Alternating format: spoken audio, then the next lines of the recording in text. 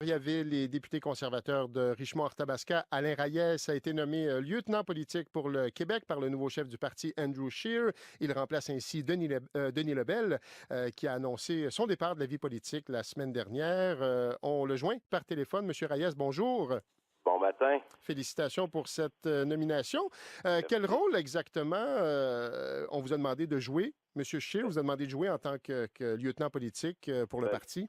le premier rôle du lieutenant politique, c'est de représenter le parti au Québec avec naturellement toute l'équipe de députés qui est présente, mais c'est surtout le rôle qui m'a été confié, c'est de préparer la prochaine élection, donc de faire connaître naturellement notre chef qui est peut-être un peu moins connu que ce qu'on le souhaiterait parce qu'il vient juste d'être élu, mais aussi de travailler en partenariat avec le parti pour mettre en place une organisation solide, de trouver des candidats et faire en sorte que lors de la prochaine élection en 2019, on puisse offrir à la population québécoise comme canadienne, mais au Québec particulièrement, une option là que les gens voudraient se coller pour pouvoir nous retourner au pouvoir le plus rapidement possible. Et vous allez faire ça de quelle façon?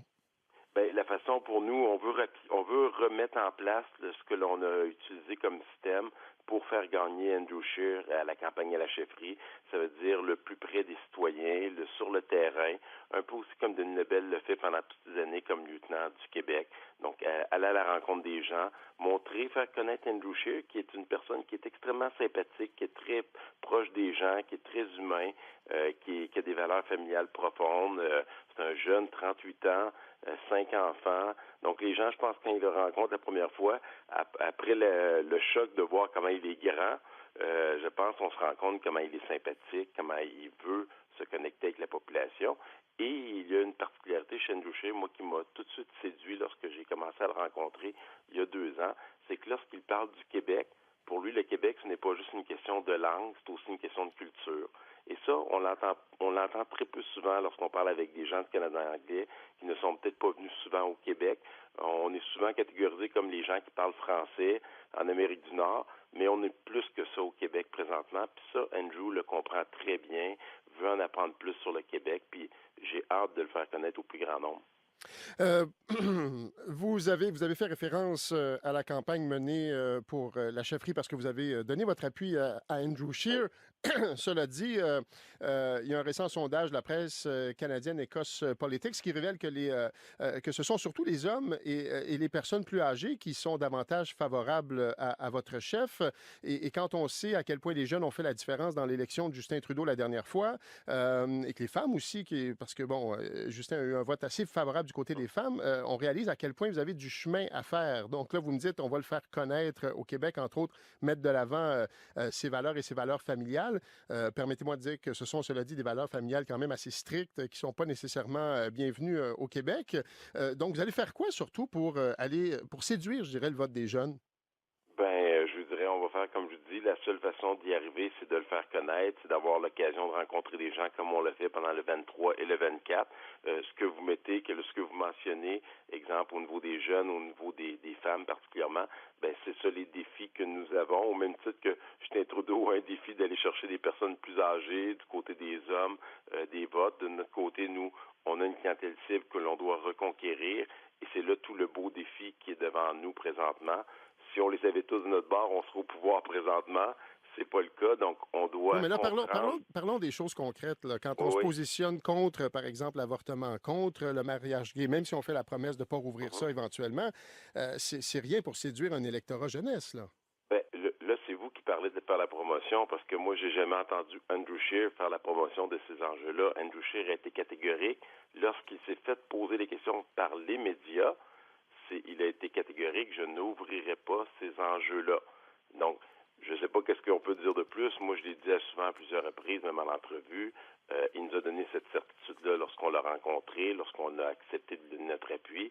Pour nous, c'était des conditions essentielles, justement, parce qu'on représente le Québec, les députés du Québec, et on représente les ambitions, les inquiétudes, les préoccupations des Québécois. Et ça faisait partie des éléments qui préoccupaient les Québécois.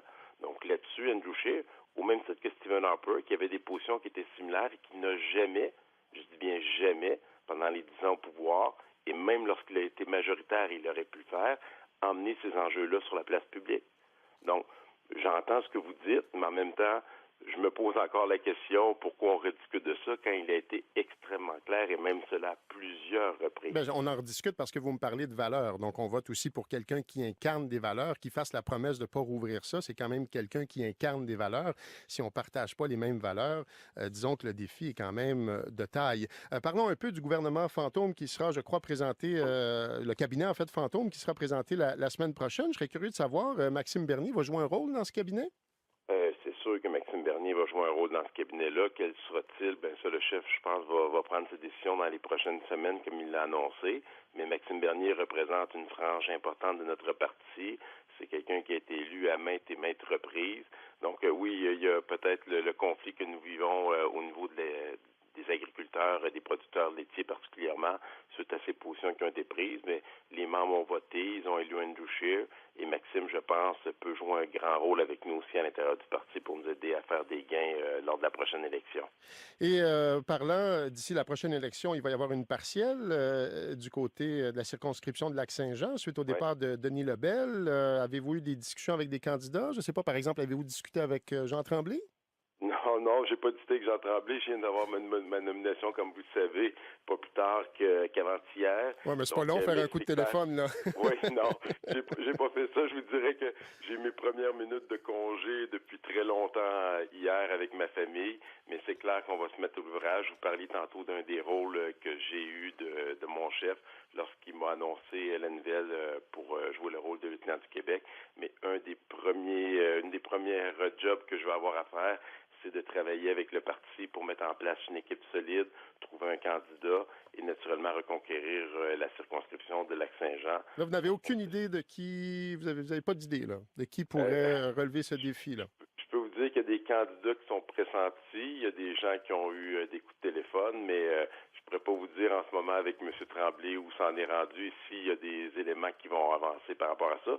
On sait que M. Tremblay a déjà dit à quelques reprises qu'il était intéressé à faire la politique, mais moi, à titre personnel, j'ai jamais pris contact avec lui, autre que dans mes années de maire où on a jasé un peu de politique. Encore une fois, donc, félicitations pour cette nomination et bonne chance avec la suite. Alain Reyes, député conservateur de Richemont-Arthabasca, qui devient le nouveau lieutenant politique pour le Québec. Merci. Bonne journée à tous.